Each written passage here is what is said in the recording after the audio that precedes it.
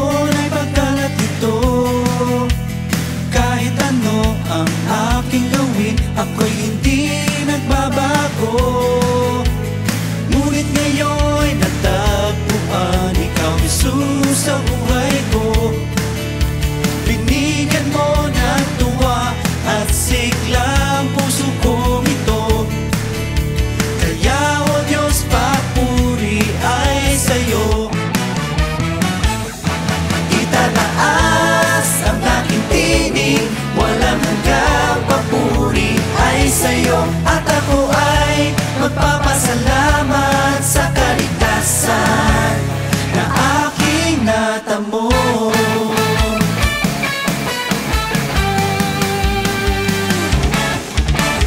Dati-rati ang buhay, punong-puno ng lumbay, walang pag-asa at nagdurusa. Ngayon'y naging anak niya. Akin ngang natagpuan ikaw, Jesus, sa buhay ko. Binigyan mo ng tuwa at sigla ang puso kong ito. Kaya, O Diyos, papuri ay sa'yo. Itataas ang aking tinig, walang hanggang papuri ay sa'yo. At ako ay magpapasalamat sa kaligtasan na aking natamo. Taas po natin ang ating mga tinig sa ating Diyos na buhay. Palakpak po natin ang ating mga kamay. Tumalon po tayo, sumayaw at sumigaw. Dahil sa pag-ibig mo, O Diyos, dahil sa pag-ibig mo, O Diyos, dahil sa pag-ibig mo, O Diyos, ako ay naligtas. Dahil sa pag-ibig mo, O Diyos, dahil sa pag-ibig mo, O Diyos, dahil sa pag-ibig mo, O Diyos, ako ay naligtas. Dahil sa pag-ibig mo, O Diyos, dahil sa pag-ibig mo, O Diyos, dahil sa pag-ibig mo, O Diyos, ako ay naligtas. Dahil sa pag-ibig mo, O Diyos, dahil sa pag-ibig mo, O Diyos, dahil sa pag-ibig mo, O Diyos, ako ay naligtas.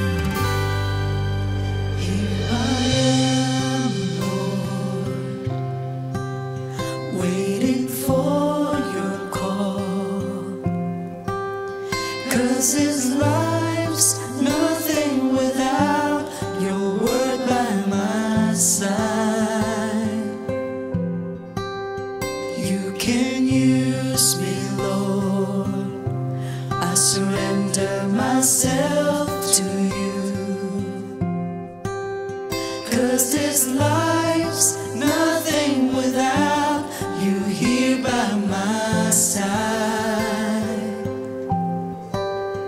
Every time I try to leave, I feel so weak, 'cause I know I belong to you. Without you, Lord, everything will fall apart. Without you,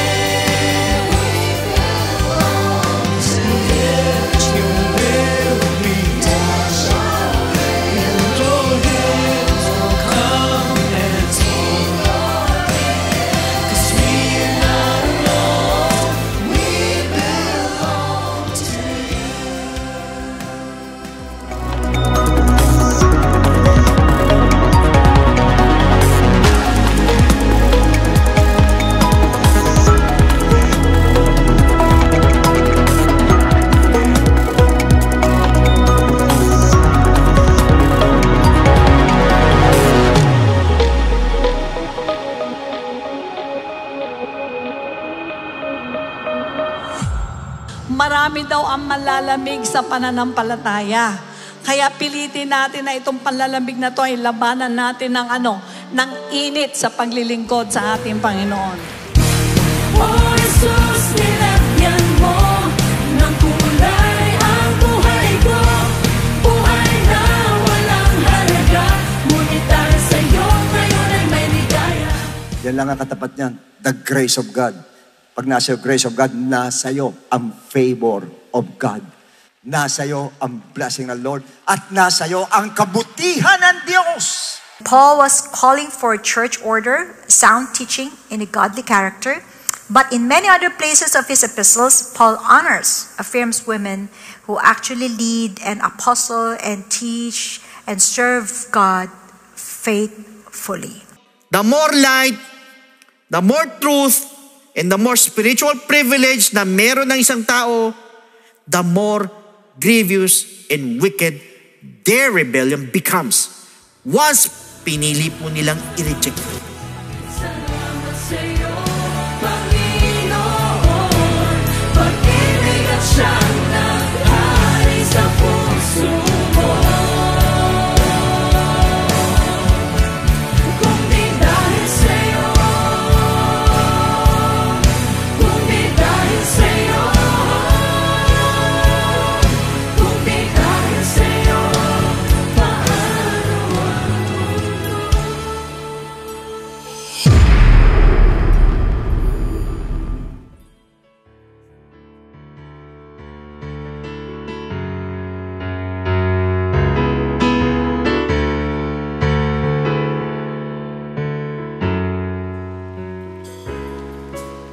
Purihin po ang ating Diyos. Magandang araw po sa inyong lahat.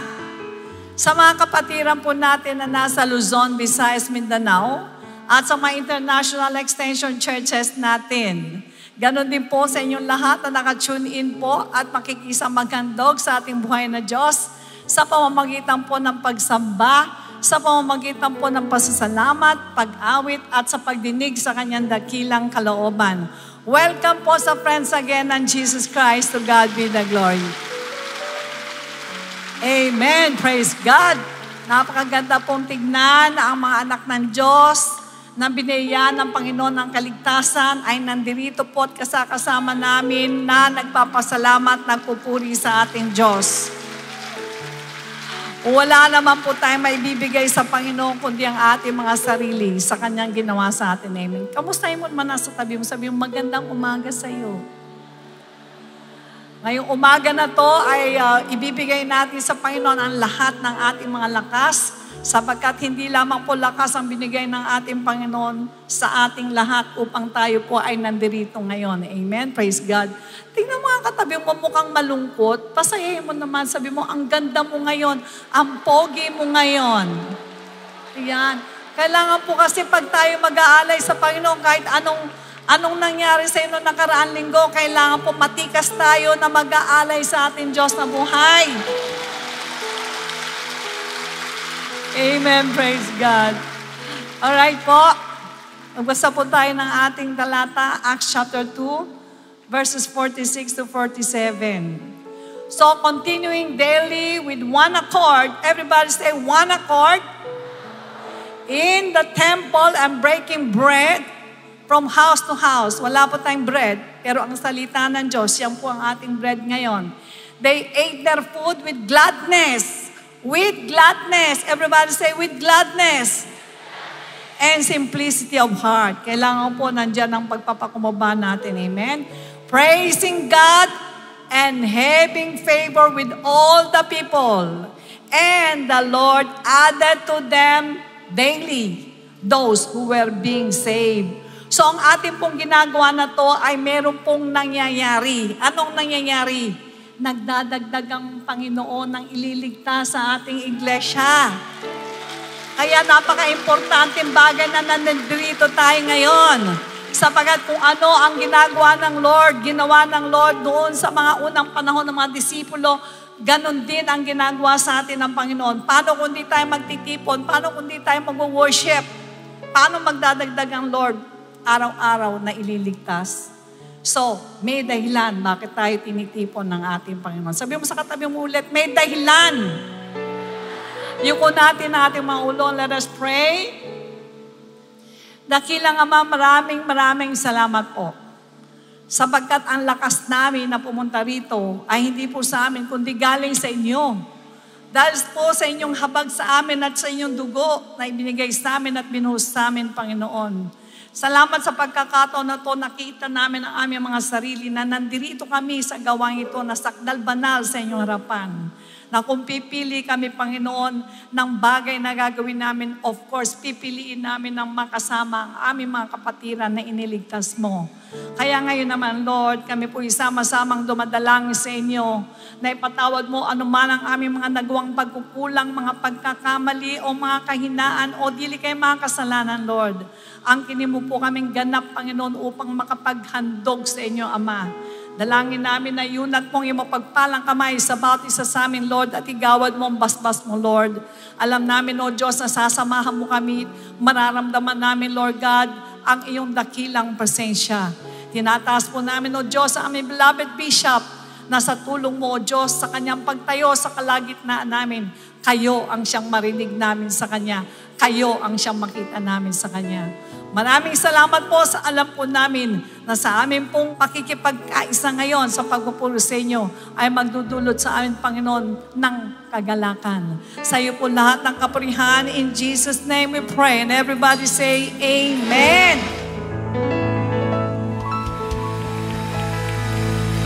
Sama-sama natin purihin ang nag-iisang Diyos na buhay. Taas natin ang kanyang pangalan.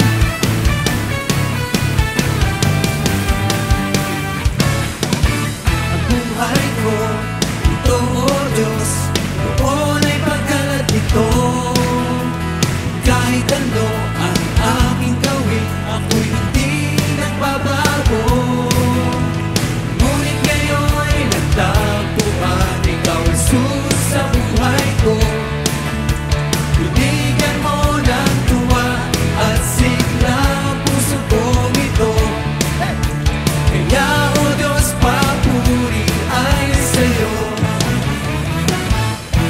Itataas ang aking piling, walang hanggang papuri ay sa'yo. At ako ay nagpapasalamat sa kaligtasan na aking natamo. Patuloy natin pasalamatan, Panginoon. Dati-dati ang buhay, punong-puno ng lumbay. Walang pag-asa at nagturusa, ngayon'y naging anak niya. Aking nagtagpuan, ikaw Jesus sa buhay ko. Binigyan mo ng tuwa at sigla puso ko ito. Kaya o Diyos, papuri ay sa'yo. Taas ang ngalan mo. Itataas ang aking tinig, walang hanggang papuri ay sa'yo. At ako ay magpapasalamat sa kaligtasan na aking natamo.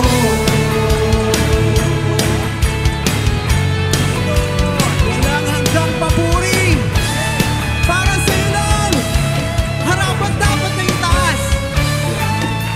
Dahil sa pag-ibig mo, O Diyos, dahil sa pag-ibig mo, O Diyos, dahil sa pag-ibig mo, O Diyos, ako ay naligtas. Dahil sa pag-ibig mo, O Diyos, dahil sa pag-ibig mo, O Diyos, dahil sa pag-ibig mo, O Diyos, ako ay naligtas. Dahil sa pag-ibig mo, O Diyos, dahil sa pag-ibig mo, O Diyos, dahil sa pag-ibig mo, O Diyos, ako ay naligtas. Dahil sa pag-ibig mo, O Diyos, dahil sa pag-ibig mo, O Diyos, dahil sa pag-ibig mo, O Diyos, ako ay naligtas. Itataas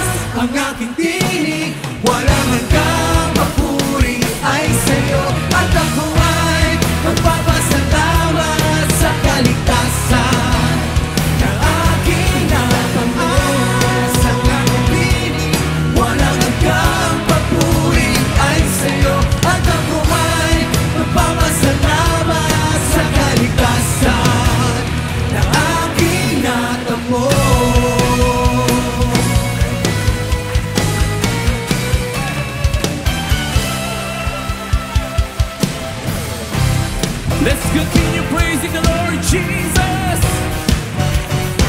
Hallelujah, Lord. You are our refuge, our strength. You are the unmoved mover, the pure delight of my soul. And when you stretch your fingers, all my fears are gone.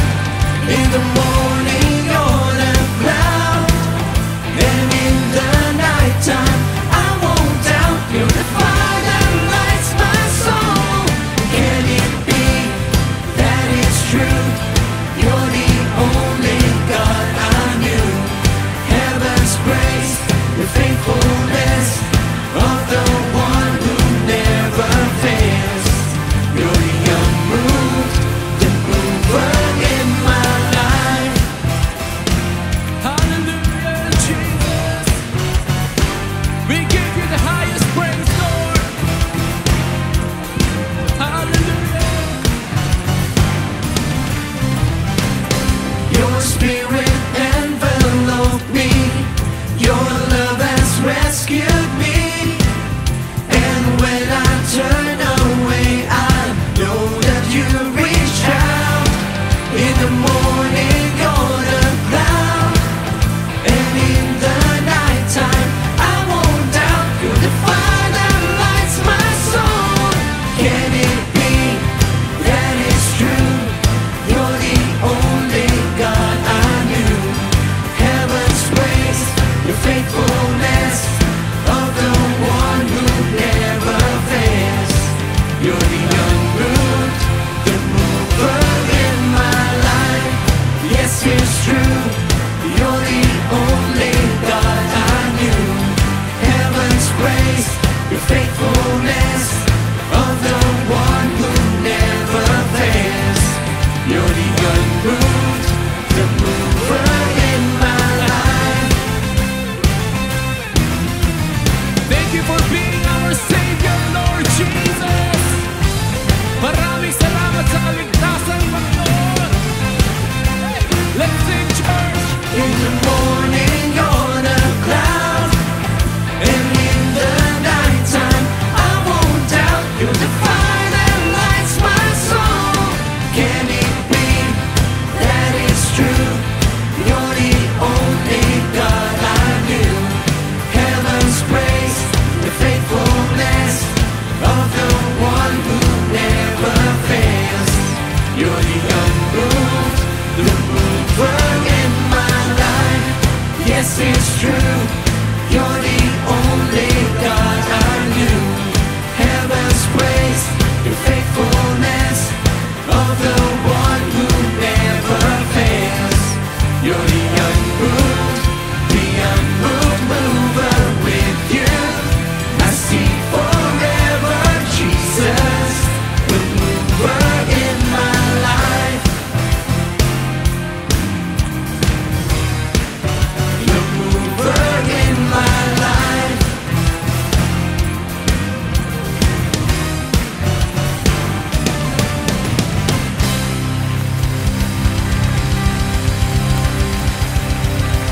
Thank you, You are the mover in our lives. Jesus, Lord. Yes, Lord. You never fail. Amen. You never fail. Yes, Lord.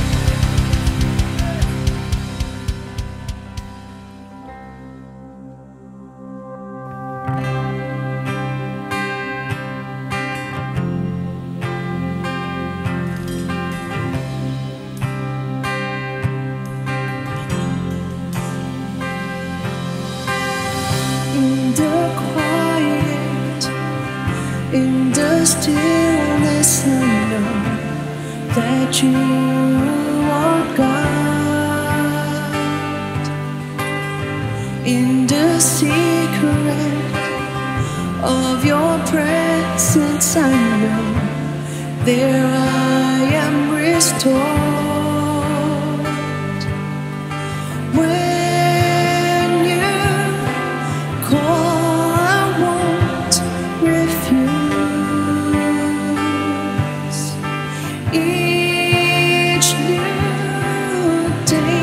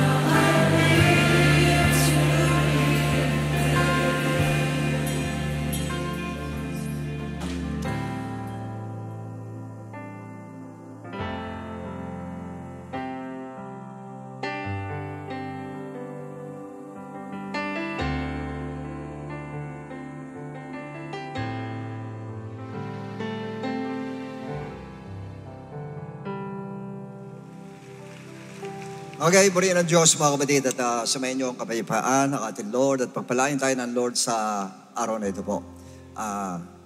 Peace be with you. Diyos na nasa langit, maraming salamat po Panginoon sa umagang ito at muli kami lumalapit o Diyos na punong-puno ng pagpapakumbaba sa iyong harapan Ama. Tulutan mo Lord, ikaw mismo siya mangusap sa amin o Diyos at magbigay sa amin na aralin sa araw na ito. Bless mo, Panginoon, ang lahat ng mga makikinig sa umagang ito at padaluin mo po ang power mo sa magitan ng anointing mo, Diyos, mula sa akin patungo sa lahat na makikinig sa araw na ito at madama namin, Panginoon, ikaw mismo siya magsasalita sa aming kalagitnaan. Maraming salamat, Lord. Masa kami ng tagumpay sa aming pangaral na ito. In Jesus' name, Amen and Amen. Okay, in the book of Luke 9, verses 51 to 55. Now it came to pass when the time had come for him to be received up, and he steadfastly set his face to go to Jerusalem, and sent messengers before his face. And as they went, they entered the village of the Samaritans to prepare for him. But they did not receive him. They did not receive him because his face was set for the journey to Jerusalem. And when his disciples James and John saw this, they said, Lord, do you want us to command fire to come down from heaven and consume them just as Elijah did? But he returned and rebuked them and said, you do not know what manner of spirit you are. And may the Lord bless the scriptures that you have read. You may all be seated, please. Make my disciples, part 5 na po tayo. The disciples fire from heaven. Yun ang title po natin sa ngayon.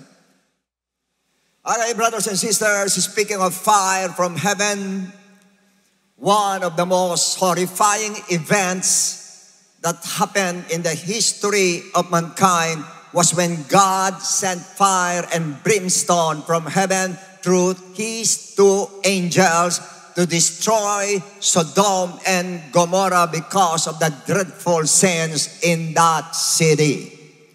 But one of the greatest miracles in the Bible was when Elijah called down fire from heaven, parehong fire, to consume the burnt offering before the children of Israel and the 850 false prophets of Baal and Asherah, whom Elijah had challenged to prove who the true God was. But one of the most horrible questions or requests about fire by the disciples was in the book of Luke 9:54. And when the disciples James and John saw this, they said, Lord, do you want us to command fire to come down from heaven and consume them just as Elijah did? Now the reason of this, because they were hurt, because they were rejected, o nagkaroon sila ng rejection, that's why they wanted to call down the fire of vengeance because they were offended. Now, yung pong salitang offended, the word offended is very common or familiar in the government sector. Pag na-offend, alam natin, ando na ang fire of vengeance. Gaganti po. Sa business sector likewise. And even sa family sector, gantihan sila po at nando ng fire of vengeance once na na-offend. Yung salitang offend. Kaya dyan natin makikita po kung gaano katindi itong bagay na ito. Pati sa family sector po ay napakatindi ang mga offenses. And surprisingly, even in the church sector, sa atin po, nagkakaroon din ng fire of vengeance, nagiging practice din po ng ibang mga believers, which was a practice in the Old Testament. An eye for an eye, tooth for a tooth. Now, however, in the book of Matthew 5:38-44 says, you have heard, narinig ninyo noon, it was said, eye for an eye and tooth for a tooth. But I tell you not to resist an evil person. But, hindi lang masabi ng Lord, now, but now, I tell you not to resist an evil person. No sa Old Testament po ay gantihan po. And even God took revenge for Israel. Pagka po naagrabyado Israel, ang nagre-revenge ang ating Lord para po sa kanila. But now, ang sabi ng Lord, not to resist an evil person, but whoever slaps you on your right cheek, sinampal ka sa kanan, turn the other to him also, ibigay mo pa ang kaliwa. If anyone wants to sue you and take away your tunic, let him have your cloak also. Ang tunic po ay inner garments, ang cloak po ay outer garments. Pag ikaw dahil kinuha ang pangloob mo, bigay mo na, pati yung outer garments mo, kahit hindi hinihingi, ibigay mo pa rin. Next. And whoever compels you to go 1 mile, pinilit kang lumakad na 1 milya, go with him 2 miles. Sabihin noon, gawin mo 2 milya, hindi lang 1 mile ang iyong gagawin. And next, give to him who asks you. Bigyan ninyo ang humihingi. From him who wants to borrow. Sino man namang hiram, from you do not turn away. Kung sino daw ang gustong mangutang, ang may mangungutang, ay pautangin daw ninyo, wag lang malaki. Hindi, mahirap po, malaki, baka ikaw naman mabankrupt. Now, next. You have heard, narinig ninyo noon, Old Testament, that it was said, you shall love your neighbor and hate your enemy. Yan ang patakaran ng araw. Mahalin mo, nagmamahal sa iyo, kamuhian mo ang iyong kaaway. But I say to you, now, sa ngayon, love your enemies. Bless those who curse you. Do good to those who hate you. Pray for those who spitefully use you and persecute you. In other words, sa ngayon po ay binaligtad ng Lord, ni-reverse ng Lord ang Old Testament practice o practices tsaka rules po niya sa full 180-degree turn. Inikot niya na 100 degree. Dati ang kaaway patayin, ngayon mahalin ang kaaway. Dati man nagpe-persecute ay iyong persecute din, gantihan mo, ngayon ipag-pray mo. Ganun niya tinwist lahat ng yan. Ganun niya ni-reverse ang lahat ng yan. That's why in Luke 17:1, then he said to the disciples, it is impossible. It is impossible. Huwag niyong kalilimutan ang salitang imposible, na walang mananakit sa inyo, that no offense should come. It is impossible. Please, bear in mind, lagay natin sa mind natin, hindi pa pwede na walang mananakit sa iyo. Meron at meron at meron at meron. At yung hindi mo inaasahan, yung pa ang siyang mananakit sa iyo. Lahat na nasasaktan, magsabing amen. But woe to him through whom they do come. Now, Christ mentioned first about the certainty of offense that we will encounter. Hindi natin maiwasan. No matter how careful we speak, how careful we deal with other people, someone will still offend you, either intentionally or unintentionally. Kahit ganong kaingat ka, ikaw din, i-offend ka ba din, sasaktan ka ba rin? Or somebody will be offended or will get offended with you. No matter how hard you try to avoid offending others, wala pa rin magagawa, may ma-offend pa rin sa'yo. Kahit ganong kaingat ang salita mo, kahit ganong kaganda ang salita mo, may ma-offend pa rin po sa atin. Kaya binigay ang solusyon ng Lord. Verse 3 and 4, take heed to yourselves. If your brother sins against you, rebuke him. Pwede nyo naman sawayin po, maayos lang. And if he repents, pag nagsisi, forgive him. Verse 4, and if he sins against you 7 times in a day, and 7 times in a day returns to you, saying, I repent, you shall forgive him. Ang tanong ng marami, paano kung hindi nagrepent? Paano kung hindi humingi ng tawad? Hindi ko na ba patatawarin? Luke 23:34, nasa cross ang Lord. Ano sinabi niya sa nanakit sa kanya?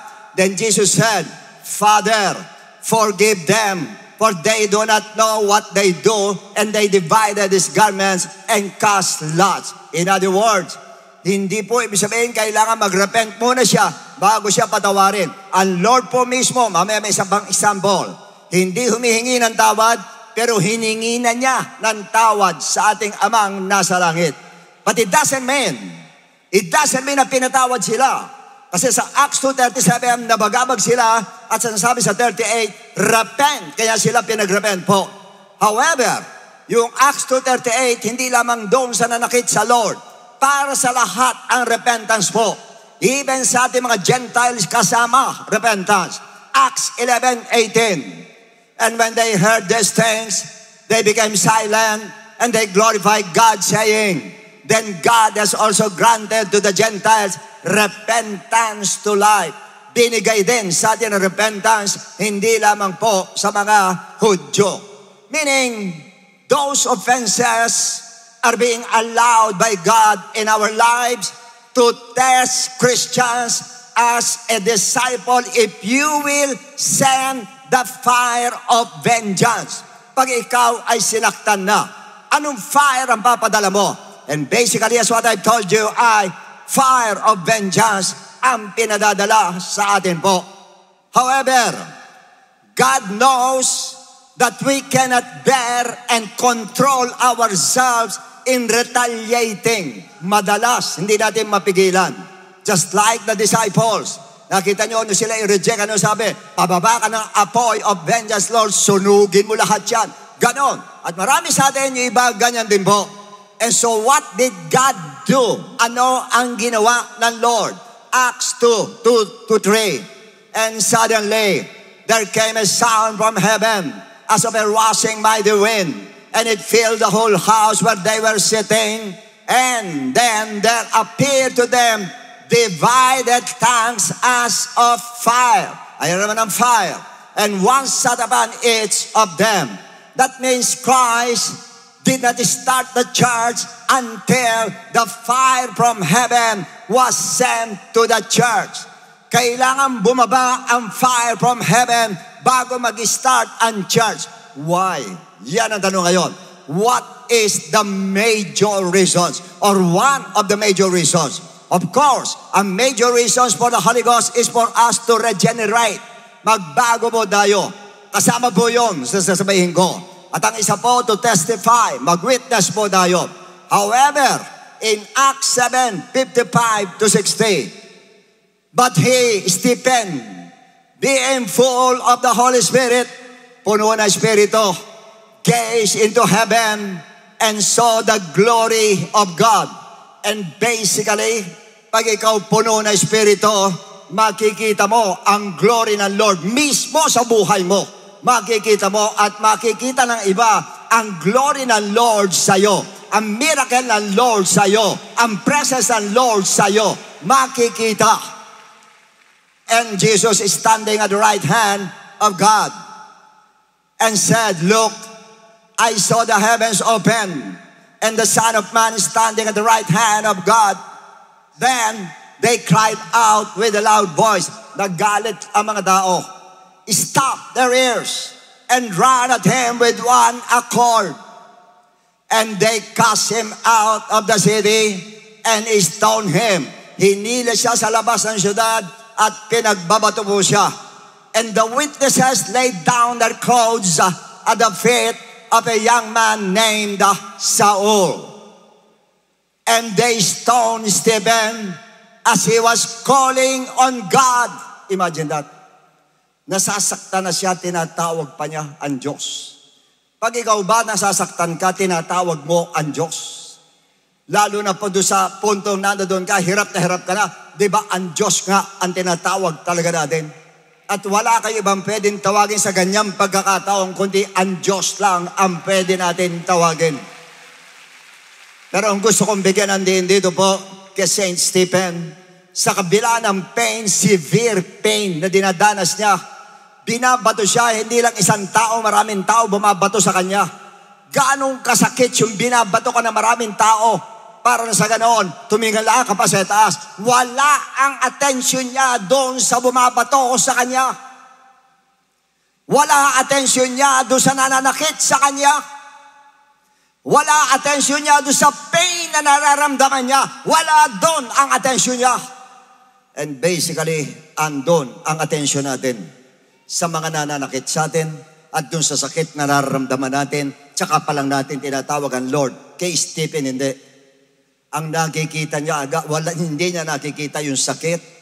Parang niyang hindi nakikita yung mga tao. Para siyang hindi binabato. Para siyang hindi sinasaktan. Para siyang walang nararamdaman. Grabe yung bato na ginawa sa kanya. Ilang tao isang bato pa lang ang sakit na. Ang dami niya may hawak na bato dito, bato nung ginawa sa kanya. Pero parang wala siyang nakikitang bumabato at wala siyang nararamdamang sakit dun sa bato sa kanya. Bagkos ang tawag niya sa Panginoon pa din, ang tawag niya. At sa may salita, Lord, receive my spirit. Pag-iba na sa ganong kalagayan, sinasabi ko, receive my spirit. Oh Lord, tulungan mo ako, buhayan mo ako, Lord. Buhayan mo ako, Lord. Siya hindi. Nandun pa rin sa spiritual ang kanyang mentality at ang kanyang heart. Nandun pa rin sa kanyang soul and spirit. Nandun pa rin sa kaligtasan ng kanyang soul and spirit. Nandun ang focus niya.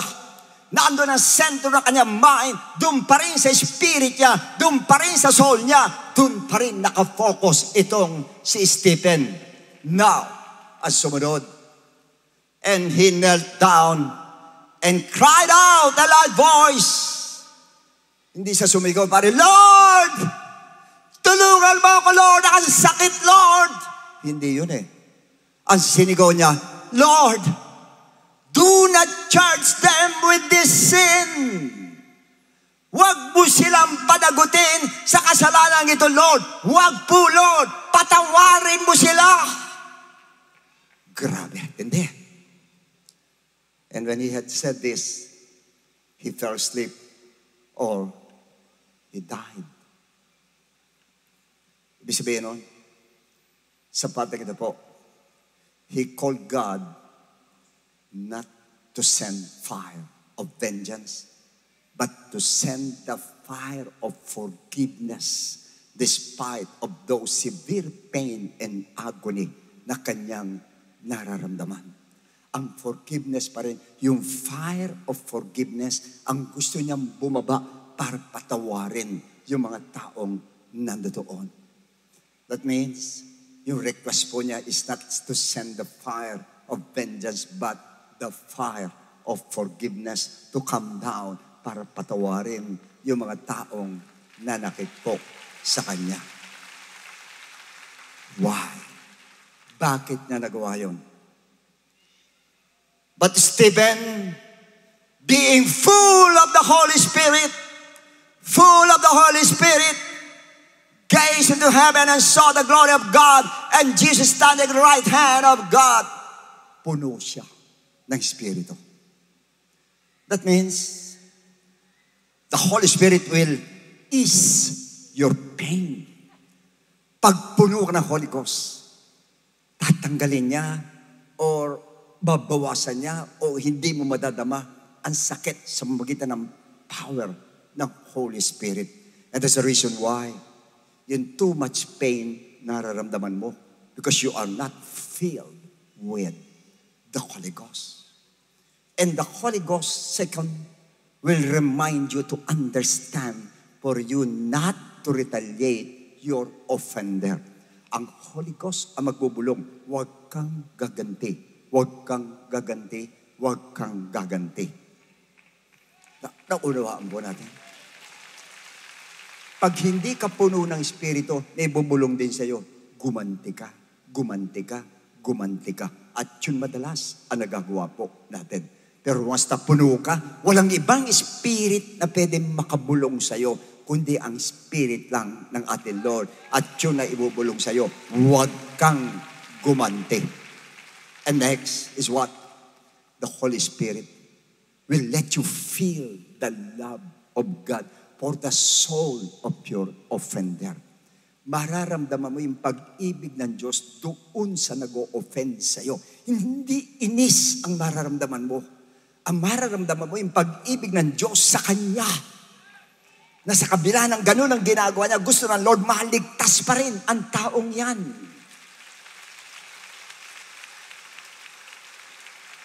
Sana natatandaan natin lahat ito. And the Holy Spirit will remind you that his soul to be saved is more important than the severe pain na dinadanas mo caused by the offender. Mas matindi yung pagnanais niyang maligtas yung mga tao kaysa rin sa sakit nararamdaman niya. At dapat ganun, na overcome yung pain natin dun sa mga tao na gusto natin maligtas sila. Mas nananaig yung gusto natin maligtas sila kaysa dun sa nasasaktan tayo. Mas nananaig pag puno ka ng Holy Spirit po. And not only that, the Holy Spirit will remind you about the pain you are experiencing cannot be compared to the eternal life bestowed upon you by God. Hindi mo maikukumpara yung sakit na nararamdaman mo sa eternal life na binigay sa atin ng ating Diyos na buhay. Wala pong comparison yun. Kaya kahit masaktan ka na masaktan, namatay ka na, wala ka pa rin dapat ikasama ng Lord. Why? Ligtas ka pa rin kahit ano ang mangyari. Oh, hallelujah. And how I wish na sana sa atin lahat na nandarito. Yung spirit of forgiveness ang dapat nasa atin. Pag nag-pray ka, wag yung fire of vengeance, ang fire of forgiveness ang bababain natin. Yan po ang tunay na disciples ng ating Panginoon po.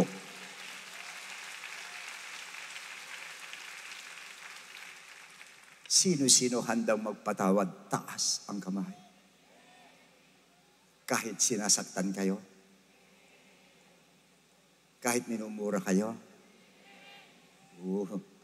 kahit sinampal ka, kahit kinuha lahat yung sweldo mo. Yan ang sinasabi ko. Yan sinasabi ng Lord sa atin, anuman ang ginawa sa'yo, gaano mang kasakit ang ginawa sa'yo, all you have to do is to forgive and let God send the fire of forgiveness for that person. Now, why do we have to forgive? First of all, because forgiveness is a powerful act of self-liberation o yung pagkalaya po natin. Magiging free po tayo pag tayo'y nagpalaya. Because once meron kang unforgiving heart, nakatali ka, nakakulong ka na hindi mo alam.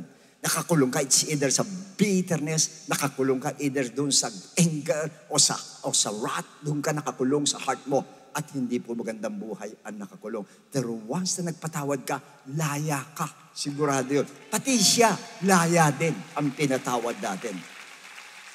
And forgiveness is a pathway to emotional and spiritual healing. Yan po ang kailangan ng marami sa atin po. Sometimes akala mo physical healing. No, it's not physical healing. Akala mo emotional healing. Not emotional healing, but spiritual healing ang kailangan mo. You need, and each one of us need spiritual healing. Kailangan po natin lahat na nag-heal ang spiritual po natin. And through forgiveness, nag-heal po ang ating mga spiritual.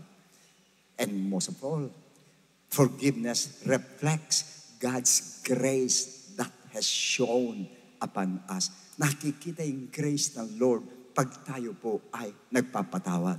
And forgiveness open the door of peace. Kapayapaan ang binibigay po ng kapatawaran.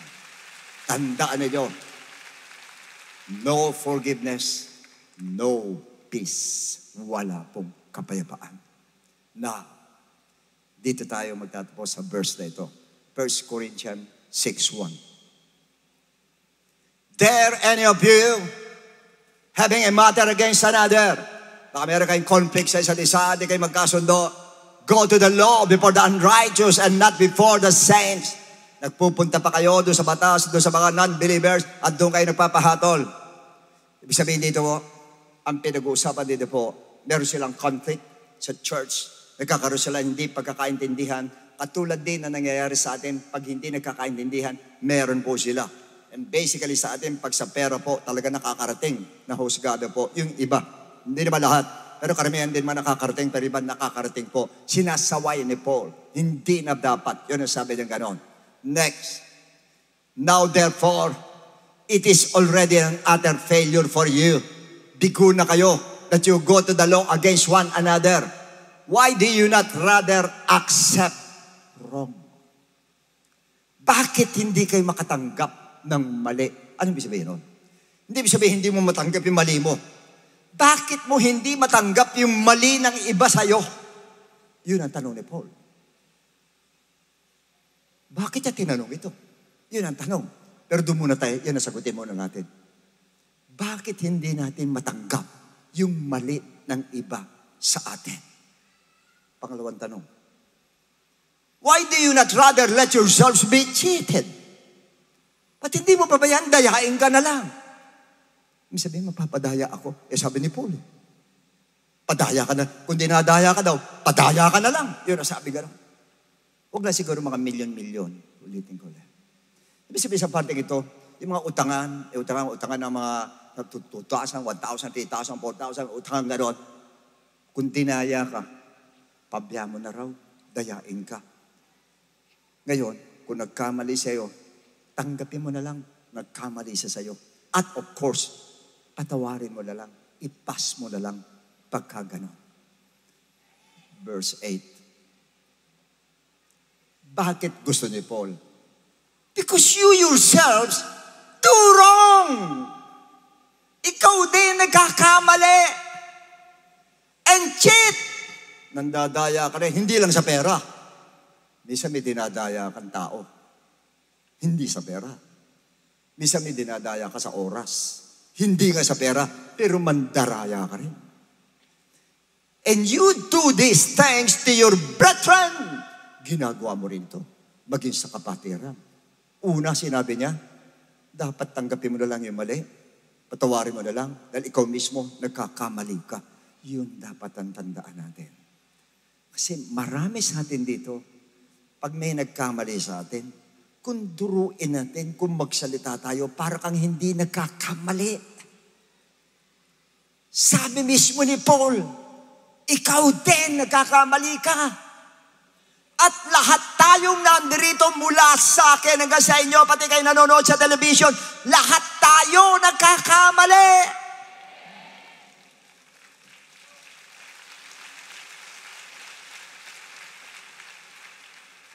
Kaya tanggapin mo na lang yung mali na iba. Pwede mo sabihan mo, hanggang doon lang, tanggapin mo na lang na nagkamali sa'yo. Dahil ikaw din nagkakamali. Ang mabigat, yung susunod. Next.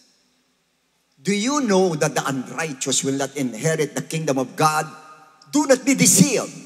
Neither fornicators, idolaters, adulterers, homosexuals, sodomites, thieves, covetous, drunkards, revilers, extortioners will inherit the kingdom of God. And such were some of you. Ikaw, nangutang na siya, hindi ka nabayaran. Kung duruin mo, gano'n na lang. Samantalang, ikaw, binanggit niya isa-isa. Adulterer, fornicator, idolater, drunkards, revilers. Lahat ng matitinding kasalanan, yun ang ginagawa ng taong nagagalit. Samantalang, mas matinding ginagawa niya kaysa doon sa ginawa sa kanya. Nakukuha niya, ibig sabihin? Paano kang duduro ay yung ginagawa mo mas mabigat kaysa doon sa ginawa sa'yo. Na hindi natin basically nakikita. Ang nakikita natin yung ginawa sa atin. Pero yung ginagawa mo na sa iba na hindi alam ng iba, hindi mo nakikita. Kaya hindi ka dapat mag-judge doon sa iba or humusga doon sa nakagawa ng mali sa'yo. Hindi mo pwedeng turuin siya dahil mas matindi ka pala kaysa sa kanya. Nakukuha po ba natin? Tingnan niyo yung iba. Meron dyan Duro ng duro. Di ba pwede yun sa atin? Bawal yan sa atin ganyan. Yung pala may ginagawa hindi maganda. Mas matindi.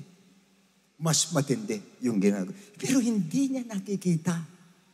Pero yung bigat nung kanyang ginagawa, nasaksakan ng bigat yung kanyang ginagawa, napakatindi po, pero hindi niya nakikita. Nakita niyo kung paano tayo bulagin ng ating mga spiritual eyes pagka tayo po nasa ganyang sitwasyon. Kaya sana pag may nagkamali sa atin, sinaktan tayo, tumingin ka sa salamin mo muna. Ano ba nagawa ko, Lord? Ba't nagaganito? Meron. Sigurado yun. Mas matindi pa sa ginagawa niya. Kung wala man, hindi pa rin dapat gawin. You know why? Okay, tuloy muna natin to. Yung iba sa inyo ay ganyan ang ginagawa. Tapos ito, nangutang lang, hindi binayaran, nagkakaganyan ka na. But you were washed. You were washed first. You were sanctified second. You were justified third. In the name of the Lord Jesus, by the Spirit of our Lord God. Ibig sabihin noon, ikaw hinugasan ka na, siniseparate ka na, ginasinave ka na ng Lord, sa pangalan ng Lord. Pagkatapos ginagawa pa yung mabigat na yan, at napupuna mo yung mas magaan. Nakukuha niyo po ba? Nakukuha po natin. Pero mong tindi, tatlo yung binagkit niya. Was, sanctified, justified. Tapos ginagawa mo yun.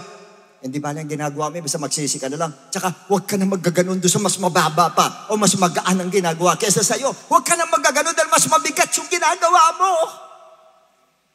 Nakukuha po ba natin? Did you see the reason of Paul? Kung bakit sinabi niya, padaya ka na lang? Sinabi niya, tanggapin mo na lang yung mali. Ano reason niya? Why do you have to send the fire of forgiveness for any offense? Yan ang tanong ngayon. For you yourself do wrong. Fire of vengeance. Halos ikaw mismo, ginagawa mo rin pala. And second, such was the offense of some or even majority of you. Yung mabibigat na kasalanan, yun ang ginagawa ng iba sa atin.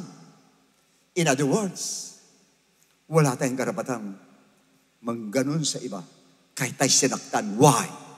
Because all of us are ex-sinners. Lahat tayo. Dati tayong makasalanan. At lahat tayo ay dating ex-convict tayo lahat. Convicts tayo lahat. Baka hindi nyo alam yun. Ex-convict tayo dahil lahat ay convicted talaga. Lahat ay bound to hell. Dahil doon sa mga kasalanan ginagawa natin, nahabag lang ang Diyos sa atin. That's why there's no reason for you not to forgive. No matter what, gaano man kabigat ang ginawa sa iyo, you have and you must forgive. Because you are an ex-sinner. You are an ex-convict. Nung ikaw ay wala pa sa atin, Lord. Paano ka ngayon hindi magpapatawad? Lahat tayo pinatawad sa sangkatutak na kasalanang nagawa po natin. And besides, as a disciple of Christ, 2 Corinthians 5:15-20, for He died for all, that those who live should live no longer for themselves. He died for all. Namatay siya para sa atin lahat. And those who live should live. Tayo mga nabubuhay ay hindi na dapat mabuhay para sa sarili natin. Mabuhay na tayo para sa Kanya.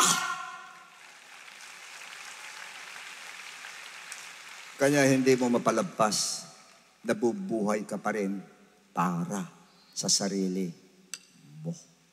Subukan mo. Mabuhay ka para sa Kanya. Yung lahat ng yan, hindi mo naiintindihan.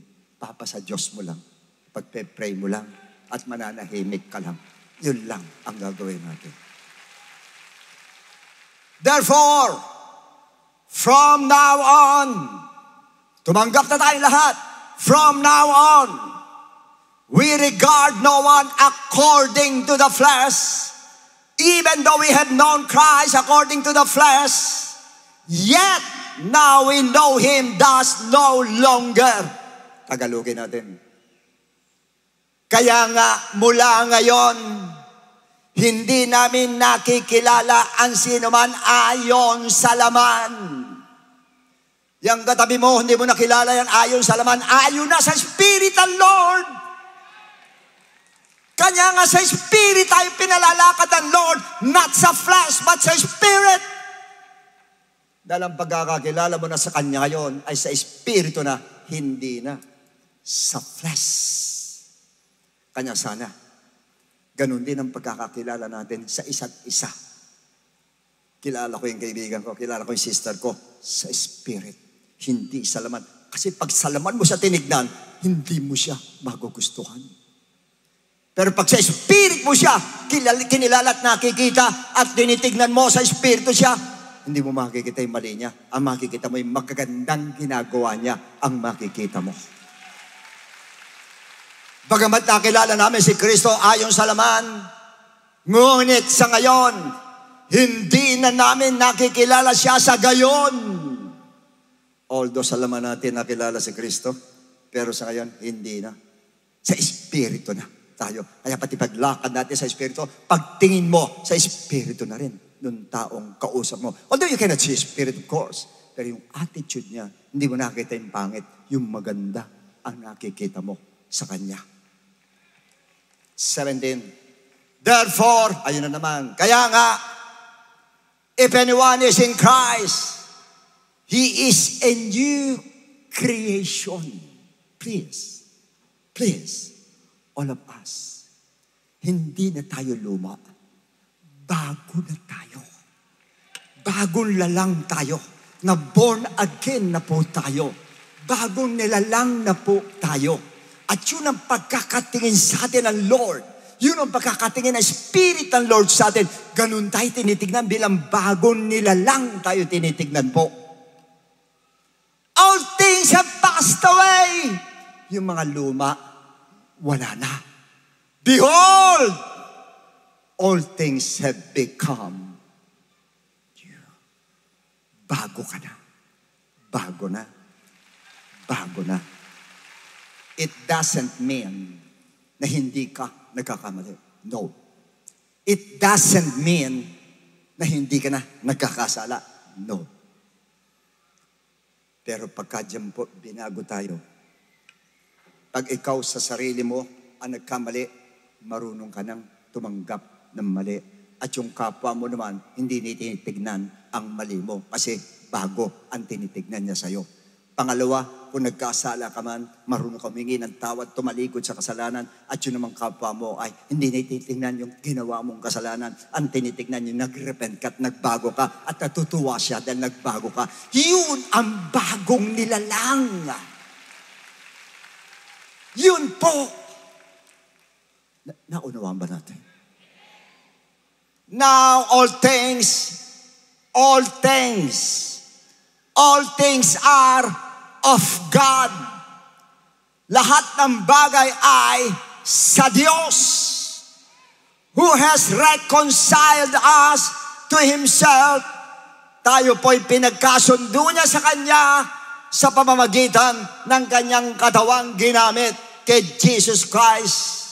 And nung magkasundo na tayo tsaka ang Diyos, may binigay sa atin.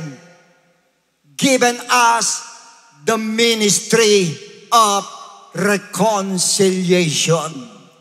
Dala na po natin ang ministeryo ng pakikipagkasundo. Dala po natin yan.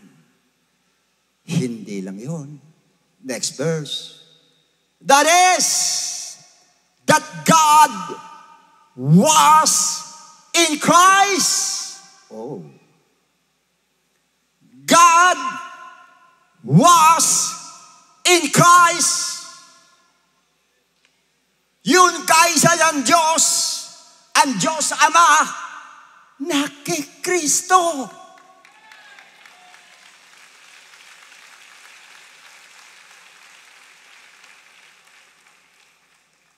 At yung Diyos na yun ay nasa atin.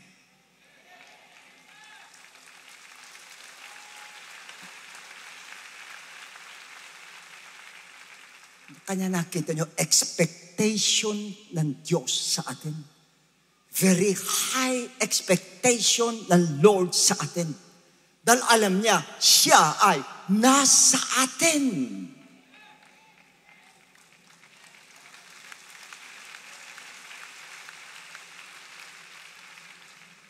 Reconciling the world to Himself, kasama tayo. Not imputing the trespasses to them, and has committed, kanina, has given, ngayon has committed to us the word of reconciliation. Kanina, has given to us the ministry of reconciliation, at ngayon naman po ay the word of reconciliation. Nasa atin po ang ministeryo ng pakikipagkasundo at ang salita ng pakikipagkasundo nasa atin. I know. Nire-refer to sa gospel. Pero kung nire-refer natin sa sarili natin, bit-bit natin ito. Ano tayo? Verse 20. Now then, nasa inyo ministry of reconciliation, the word of reconciliation. Now then, we are ambassadors for Christ. Habang lumalakad ka, hindi mo alam, ambassador ka pala. Kahit saan ka pumunta, ambassador ka. Hindi ka ambassador ng Pilipinas, ambassador ka ni Christ.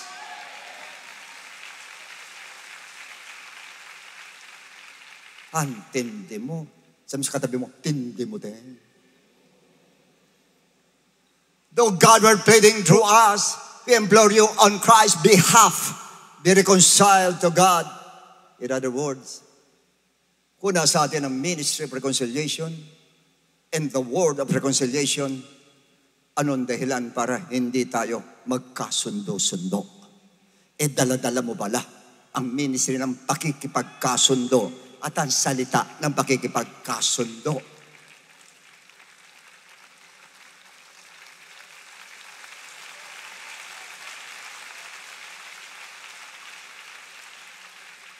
And that is the mark. One of the marks of a real disciple.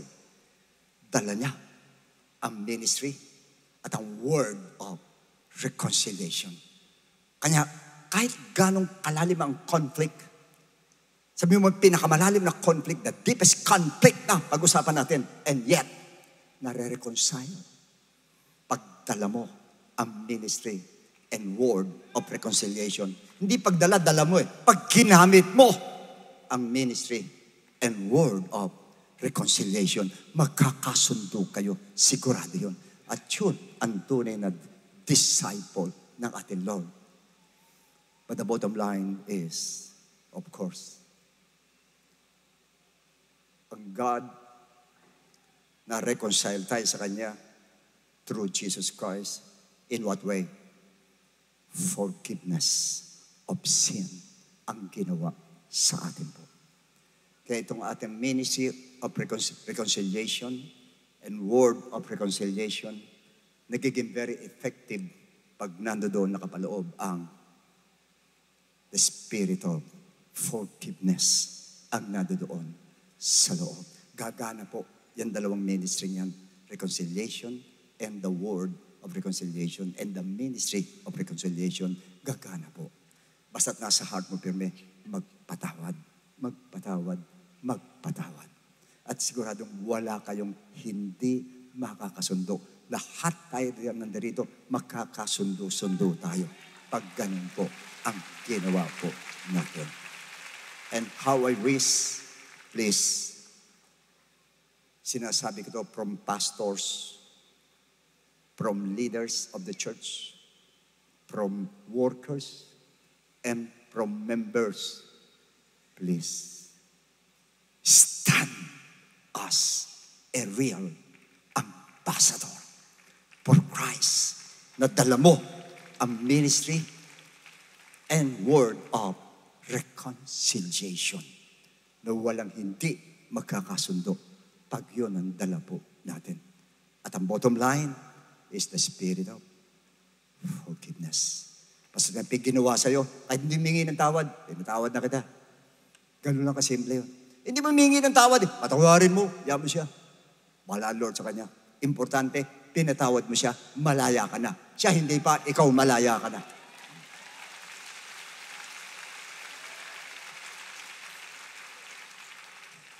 You will know the truth, and the truth shall set you free.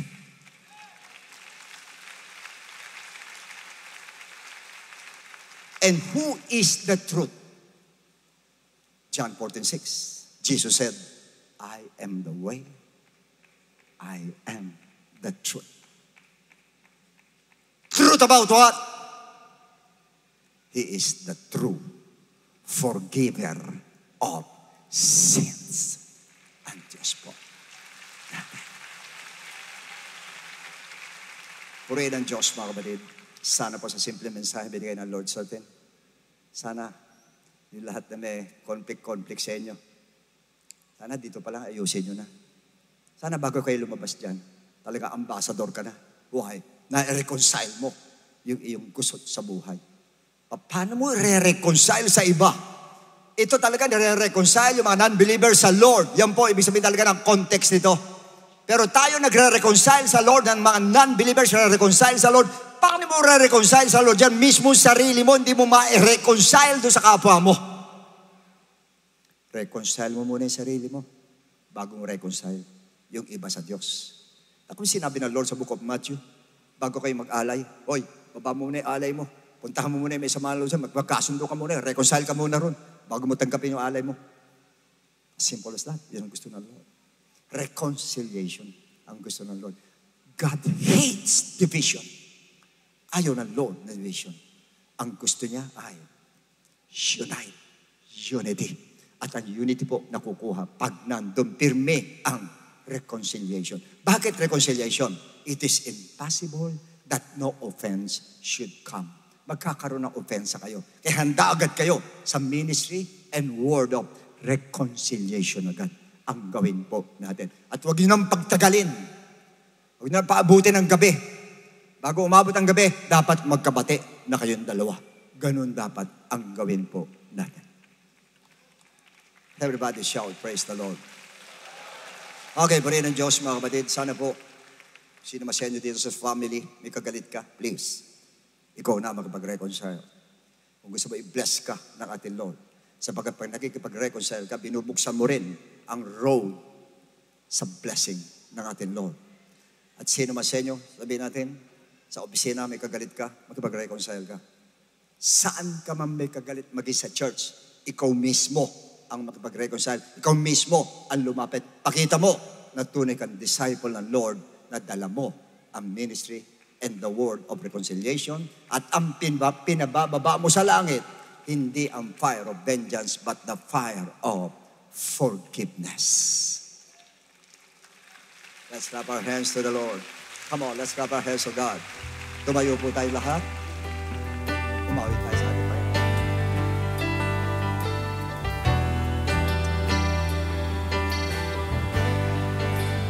Thank you for the cross, Lord. Thank you for the price you paid, bearing all my sin and shame. In love you came, gave amazing grace. Thank you for this love, Lord. Thank you for the nail pierced. Wash me in your cleansing flow.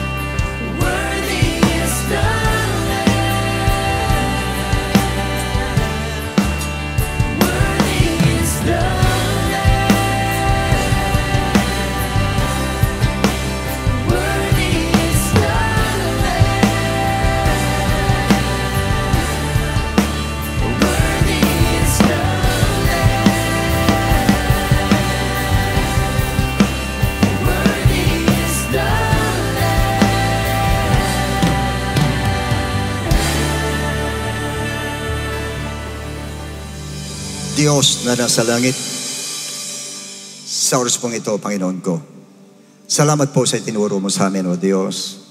Sa ngayon po ay nilinaw mo sa amin, O Lord, talagang hindi mo wala mag-o-offense sa amin. Hindi mo wala ang samaan ng loob, Lord. Pero ang pinag-uusapan, hindi sama ng loob, kundi ang pagpapatawad sa aming puso. Bigyan mo kami, Panginoon, ng sobrang pagpapatawad, ng spirit of forgiveness sa aming heart. At tulutan mo ano man ang ginawa sa amin, ay matuto kami magpatawad na katulad ng ginawa mo, Panginoon ko. Alam namin, Panginoon, at alam ko rin, alam mo din, O Diyos, na napakarami po sa amin dito, na nagkakaroon ng conflict sa isa't isa, na halos hindi na nagkikibuan, dahil sa sama ng loob, Lord, na hindi nararapat, Lord.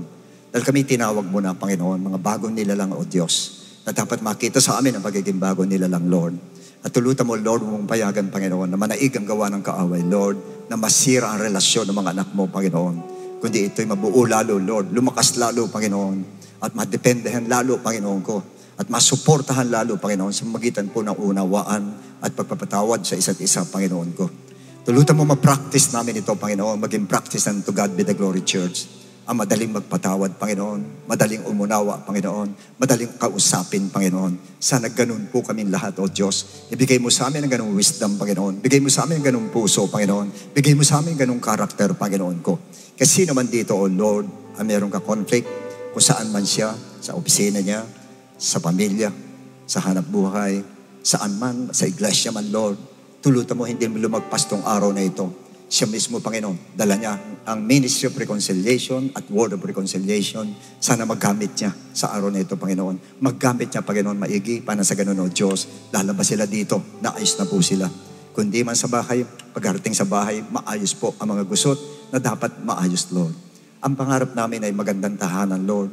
Mapayapang tahanan, Panginoon. Iglesyang mapayapa, Panginoon, at puno ng kapayapaan. At yung gusto namin, Panginoon, saan man kami magpunta, Lord, ay nandun ang kapayapaan mo at nandun ang kagalakan, Lord. At bukod sa lahat, Lord, nandun ang power mo at presensya mo na dadama namin, Lord.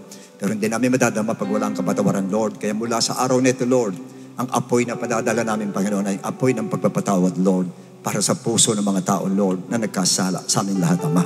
Bahala ka na po, Lord, at tulutan mo lahat kami nandirito, Lord, ay maging tunay mo ambassador, Panginoon, maging tunay mo disciple, Lord, na ang dala-dala po ay ang ministry of reconciliation and word of reconciliation. Salamat po, Panginoon. Sana i-apply namin lahat ito sa araw na ito, Panginoon. Hindi namin palagpasin, Lord. I-apply namin sa mga tao na nangangailangan ganito, Panginoon, pakikipagkasundo, Ama. Salamat po, Diyos. At tulutan mo maging practice ng church, maging practice namin sarili namin, Lord, na madali kami magkapagkasundo sa ibang mga tao, Lord. Salamat po na marami, Lord, and this we ask in Jesus' name. Amen and amen. Okay, to all visitors, please, you can come over, please. Lahat ng visitors po, lumapit ang po sa harapan.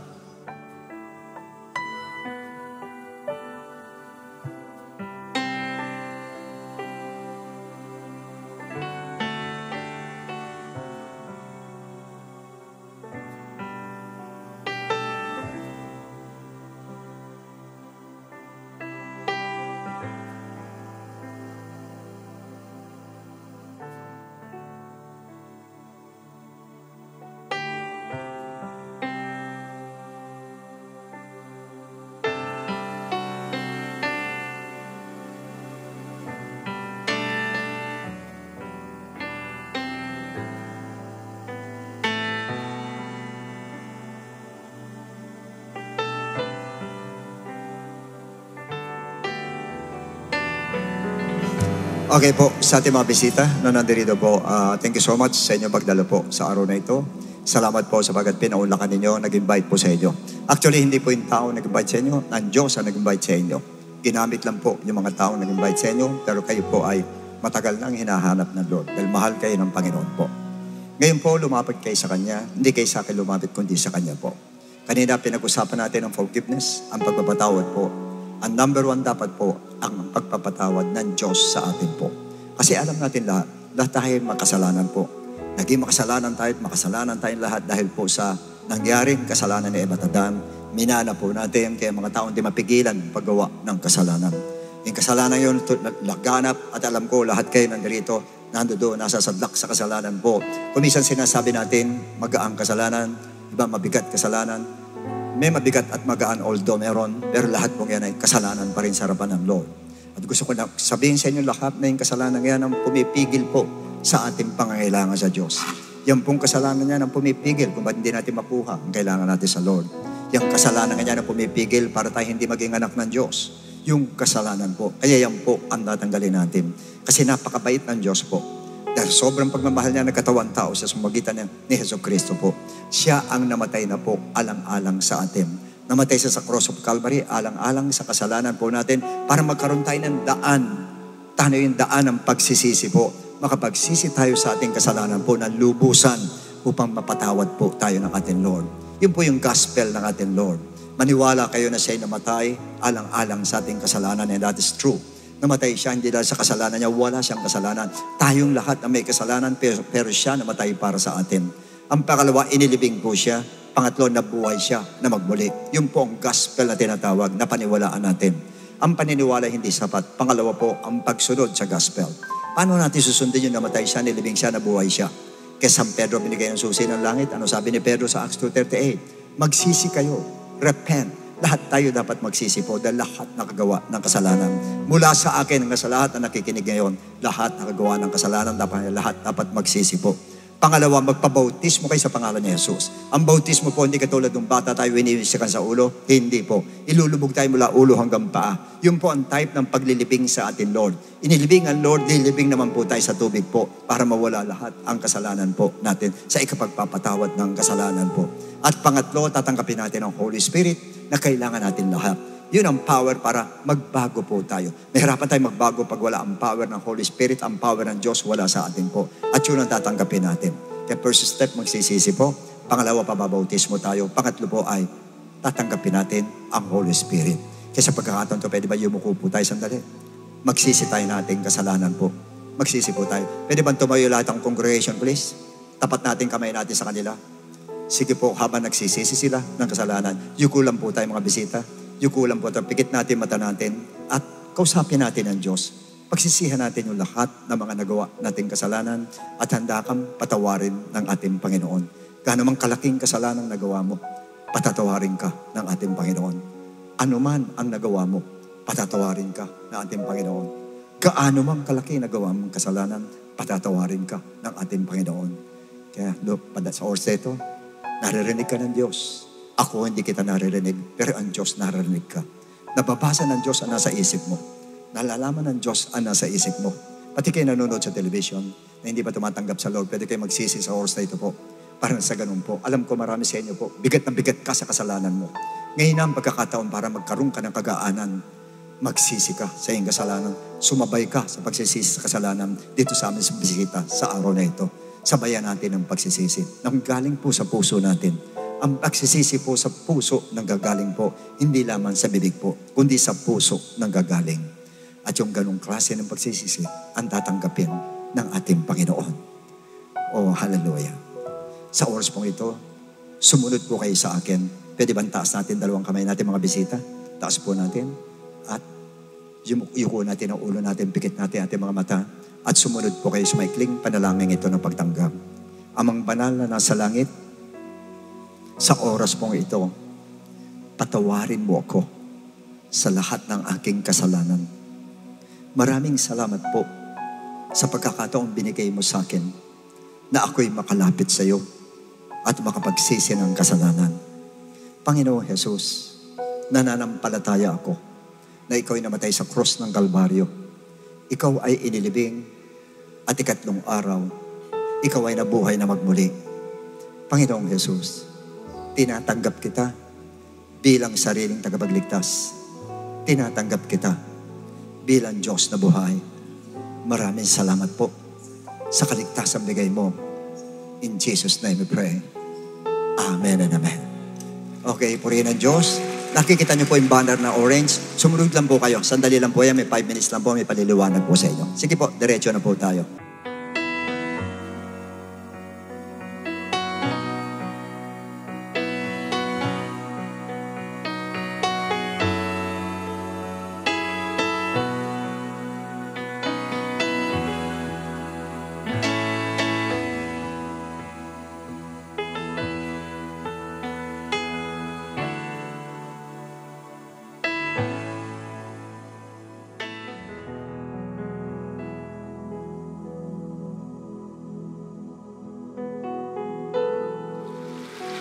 Praise the Lord. Napakabuti po ng ating Diyos sapagkat minsan pa ay pinakain tayo ng masarap na putahe ng Kanya pong mga katuruan at yan po ay sangkap sa pagiging pong matuwid na tayo po ay matutong magpatawad. Alright po?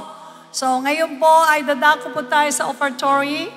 2 Chronicles chapter 9 verse 1. Now when the queen of Sheba heard of the fame of Solomon, she came to Jerusalem to test Solomon with hard question. Having a very great retinue, camels that bore spices, gold in abundance, and precious stones. Everybody say precious stones. And when she came to Solomon, she spoke with him about all that was in her heart. Purihin po ang ating Diyos. Ito pong binasa natin, isang napakagandang halimbawa ng isa pong reyna. Siya po si reyna ng Sheba. Narinig niya kung gaano katalino si Solomon at gusto niya talagang magtanong ng maraming question kay Solomon. So, ang ginawa niya, pumunta siya kahit malayo. Sabi mo sa katabi mo, kahit malayong malayo. Alam po ninyo, ang sinakyan niya, hindi po jeep, hindi bus, hindi po airplane, hindi barko. Mga kamelyo po, mahaba. Pero anong bitbit niya? Napakarami niyang bitbit. Samantalang si Solomon ay kanyang kakausapin. Marami siyang gustong itanong. Ang sabi ng Biblia, greater than Solomon is here. Jesus Christ po ang naglilingkod sa ating templo, kaya panahon naman upang tayo po ay magbigay, tumulong sa kanyang gawain. Amen? For complete details of our online giving, please refer to the ways and means to give dyan po sa ating ABP. Maraming salamat din po sa mga kapatiran, walang sawang sumusuporta sa ating mga gawain. Sabi mo nga sa katabi mong, I'm blessed. Alright, yuko natin ating mga ulo. Let us pray. Purihin ka, Panginoon, dakilain ka, O Diyos. Tunay nga po, napakabuti mo po sa amin. Bluntly, O God, sinabi mo sa amin na kami po ay hindi na ordinaryong tao, kundi kami mga born again. Si Jesus Christ lang nananahanan sa amin. Kaya kung ano man ang lumang buhay namin na dati-dati, Lord, pagka kami ay may kagalit, ay pinadadala namin kaagad to ng fire from heaven. Of course, galit na galit kami, Lord. Ngunit ngayon, ano ang pinabibigay mo sa amin sa kanila? Fire ng forgiveness. Kaya Ama, sa tinuro mo na to, alam po namin mahirap gawin ito. Pero ibigay mo ang Holy Spirit mo sa bawat isang mga anak mo upang matuto, Panginoon, magpababa ng apoy ng pagpapatawad sa kung sino man, Panginoon, na nagkasala sa kanila. Kaya tulungan mo ang bawat isa, Lord, na palagi merong ministry of reconciliation and word of reconciliation. Huwag yung mga salitang, Panginoon, makakapag-provoke sa aming kapwa. Kaya tinataas po namin ang mga sarili sa Lord God, na ang pagpapalang tinanggap namin, Lord, mula sa aming beloved bishop na alam namin galing sa iyo, ay amin pong maipamuhay. Wala po kami maigaganti, kundi ang kami po'y maging masunurin sa iyong mga salita. Kaya Ama, yunat mong mapagpalang kamay sa bawat isang mga anak mong nandirito, mula ulo hanggang talampakan, pagpalain mo. Ilayo mo, Panginoon, sa lahat ng gawa ng kaaway physically, lalo na ngayon, marami na naman lumalaganap na mga kung ano mga pestilences sa iba't ibang lugar. Pagkalooban mo rin ng katalinuhan kung paano, Panginoon, mabubuhay sa araw-araw at hindi lamang po kasya ang ipagkaloob mo, kundi sobra-sobra pa para sa pagkakawang gawa din po. Ama, dalangin din po namin lahat po ng tumanggap sa harapan. Tulungan mo po sila, Lord, na mapatawad sa kanilang kasalanan. Magpabautismo sa pangalan mo upang mahugasan ang kanilang mga kasalanan. At dalhin mo sila rito lagi-lagi na, O Diyos. Alam namin ito'y epekto ng aming pagkakaisa at pagpupuri at paglilingkod sa inyo. And Lord God in heaven, dalangin din po namin, Lord, ang mga alay ng iyong mga anak, basbasan mo, Lord God, at igabalik mo ng doble-doble, Panginoon, sa mga anak mong patuloy na nagmamalasakit at umutulong sa gawain mo. Tinataas din namin, Lord, ang church na ito, Lord. Tulungan mo po kami magpadala ka ng maraming workers na tutulong sa amin upang palaganapin ang salita ng Diyos, ang katotohanan na nagdudulot ng kaligtasan. Ganon din, tinataas namin, Lord, ang aming pong bansa. Magbigay ka, Panginoon, ng katalinuhan sa pamunuan kung paanong lagi ma-maintain ang peace and order. Maraming salamat po. Ingatan mo po ang bawat isa. Sa iyo lamang ang papuri. In Jesus' name we pray. And everybody say, Amen. The Lord bless and keep you. Make His face shine upon you and be gracious to you. And lift up His countenance upon you and give you peace. God bless you, and to God be the glory.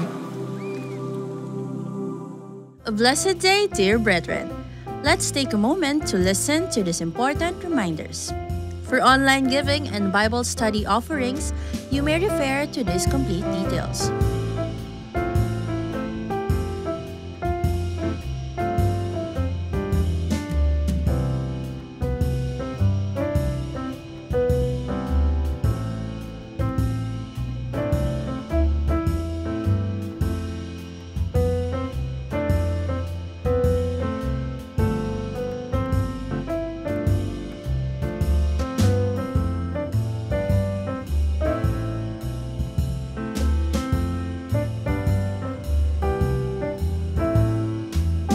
To all who give via check, please indicate the correct account names. Checks payable to Project G Code, account name Project G-Code Ministry.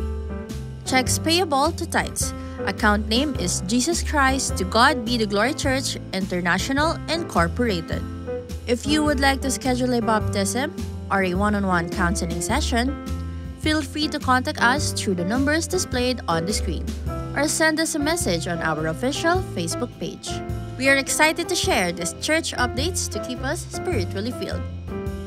Come as you are and experience the joy of worship, the power of God's Word, and the warmth of a church family. Join our on-site worship service next Sunday at Cuneta Astrodome. Service starts at 9 a.m. The power of God is here to empower, restore, and refuel us. All we need to do is seek. Take a step closer. Join our congregational fasting on Saturday, June 21 at the Star Mall at the Shaw Trade Hall, Level 3. The first devotion starts at 9 a.m. To all businessmen and professionals, grow your spiritual connection at this month's ABC Reveal happening on June 25, Wednesday, 6:30 p.m. Involve in our discipleship cause as our OneFC training pursued. Mark your calendars and don't miss any of this spiritual equipping. OneFC Practicals Session 4, Facilitation and Developmental Learning on June 30, Monday, 7 p.m. via Zoom. Registration fee is 100 pesos. OneFC Question and Answer portion on July 2, Wednesday, 7 p.m. via Zoom. Registration is free.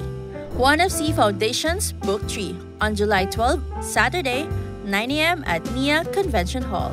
Registration fee is 300 pesos. Sign up every Sunday at the OneFC Corner or via the QR codes to join. Attention, OneFCers! The OneFC Lounge is now open for your discipleship sessions. You can find us at the press room just beside the baptism area.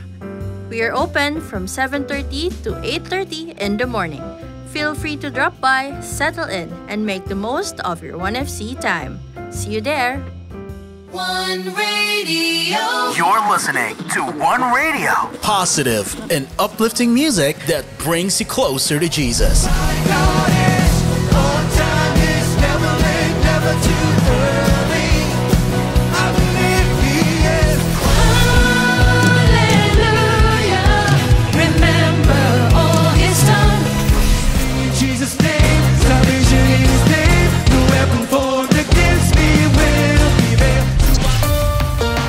Broadcasting 24 hours a day, 7 days a week, bringing you the faith, hope, and love of Jesus. Online at oneradio.com.ph, on your smart speaker, or through the One Radio app.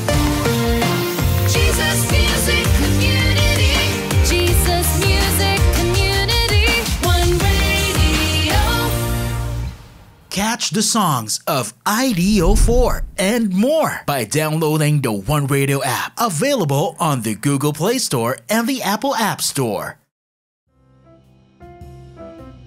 Via Spotify, Apple Music, Deezer, Amazon Music, and other music streaming apps. Want to use your God-given gift and skills for His greater glory? Be part of the Servants Force. Sign up as a volunteer or become an SF worker. We are actively seeking those who can join the Comrades and Gideon teams. Scan the QR code or fill out the ministry form found on our website or at the information area every Sunday. The Servants Force Department will get in touch with you after successfully submitting the form. Grab this opportunity now.